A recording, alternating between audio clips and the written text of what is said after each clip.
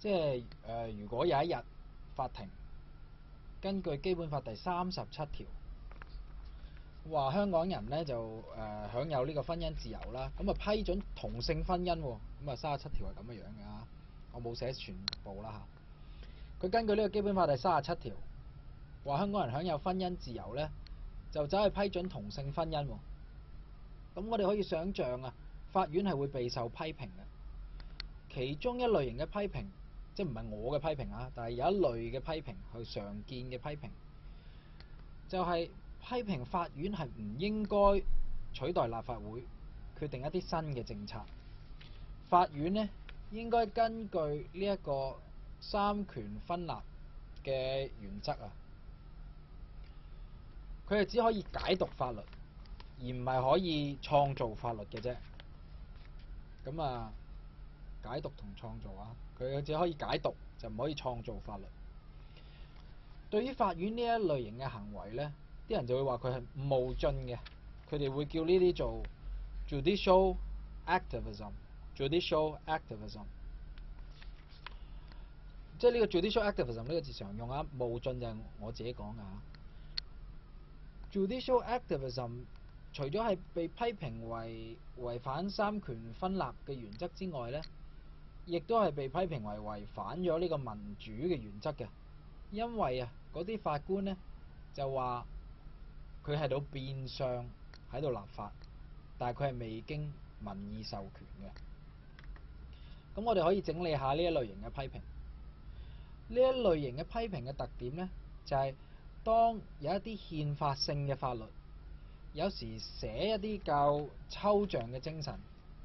譬如個法律寫我哋要平等，我哋要自由，我哋要合乎公義，我哋要合乎民主原則，咁即係呢啲叫抽象法律。呢啲咁嘅法律呢，當個法庭一應用呢啲法律喺一啲具體嘅情況底下，就會被批評為冒進 （judicial activism），因為個條文本身就冇講得好具體嘛。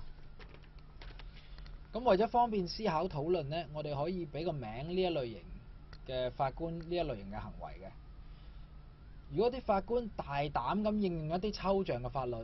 喺具體嘅情況呢，我哋就叫佢做豪解啊！豪解，豪解，豪解嘅意思就即係好狼死咁喺度解讀一啲抽象嘅法律。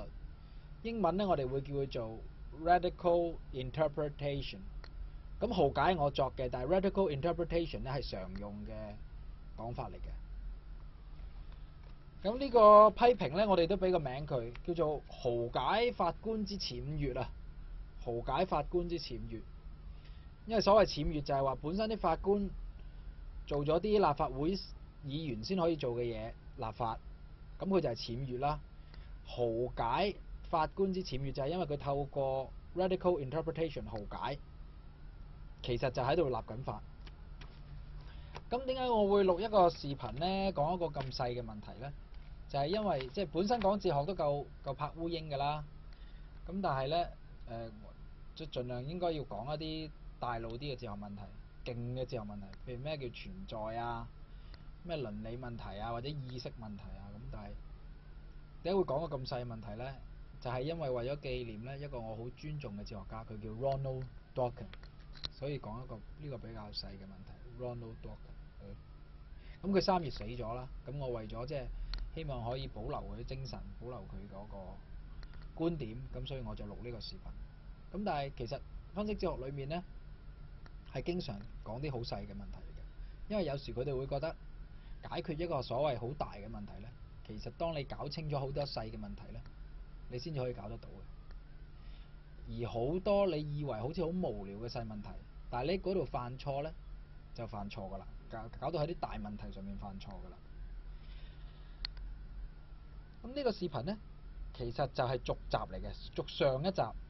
上集個名叫咩啊？定義辯論不無聊呢個嘅續集嚟嘅。本身呢 Ronald Dworkin 呢就唔係想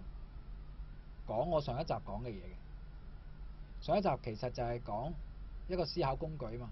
就係 Ronald Dworkin 介紹噶嘛。但 Ronald Dworkin 本身嗰篇文唔係為咗介紹嗰樣嘢而介紹，其實就係為咗回應呢一種解僭越豪解法官之僭越呢一個問題而提出呢一個思考工具嘅。咁所以呢，我咁樣嚟應用 Dworkin 呢個思考工具，上一集提過㗎啦，嗰個思考工具就唔係我創新嚟嘅。咁你可以睇翻上一集，但係我都會解一解上一集講過呢個思考工具。Dworkin 自己本身都係咁樣應用嘅。佢呢個思考工具呢，就係呢一個 concept and conception 嘅分別啦，概念同埋概念觀嘅分別。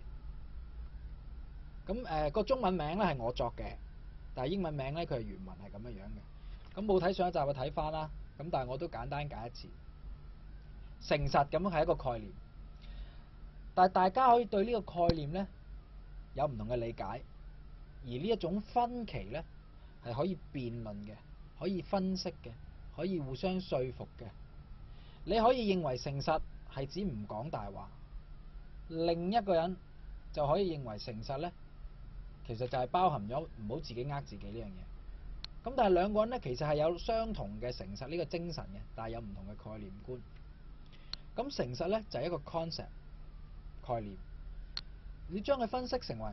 唔好講大話，唔好自己呃自己啊，呢啲咧就係對誠實嘅某一種理解，係某一種 conception 概念觀。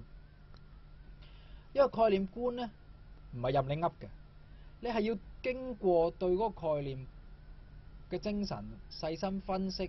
咀嚼、比較唔同嘅版本而得出嚟嘅。Dworkin 認為有呢一個豪解法官之僭越呢一個批評啊，係基於搞唔清楚 concept 同埋 conception 嘅分別。佢係認為豪解法官之僭越呢個批評係錯嘅，因為啲人唔識分 concept 同 conception。法官嘅工作呢，只係喺度細心咁分析一個概念觀出嚟，然後根據嗰個概念觀作出判決。佢係可以細心咁思考，婚姻自由係咩呢？婚姻自由，諗完一輪，得出一個 conception 概念觀，就話唔允許同性婚姻係違反婚姻自由呢個概念觀。由於法官判決嘅時候係忠於一個 concept 概念分析出嚟嘅概念觀，而嗰個概念啊係由立法者決定嘅，所以法官係冇違反三權分立嘅原則，所以就亦都冇所謂乜嘢僭越。就算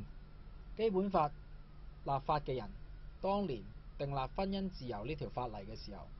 嗰個訂立者係唔同意法官呢一個概念觀，或者根本就冇諗過呢個問題，係無礙法官去認真分析呢個問題而得出一個概念觀嘅。因為立法者喺立法嘅時候呢，係佢自己可以選擇寫得具體一啲嘅，將嗰個 conception 寫埋出嚟。咁佢哋呢，但係自己選擇咗寫一啲抽象嘅概念，咁所以佢只係立咗一個法，係立咗呢個概念，立咗法，即係為呢個概念，佢冇對佢自己嘅概念觀立法嘅。個概念觀呢，就可以根據呢個概念嘅精細思考分析而有改變嘅。但係無論點樣變呢，個概念觀都要係合理對嗰個概念而言嘅概念觀，唔係任你噏嘅，要依據翻個概念嘅精神嚟分析嘅。就好似以前美國咧就可能唔覺得平等係關黑人事嘅，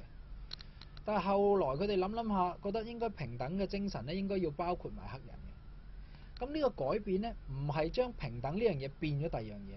平等嘅精神冇改變嘅，但係分析平等呢個精神之後，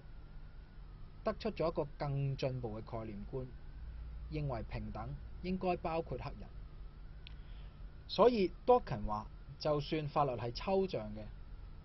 只要忠於理性咁樣分析嗰個概念，然後作出判決，法官呢就並冇所謂豪解之僭越。呢一個立場呢，係就算本身立法者喺立法嗰刻係冇呢個概念觀，或者有第二個概念觀呢，都係一樣嘅啫。法官只需於忠於概念分析。多謝收聽。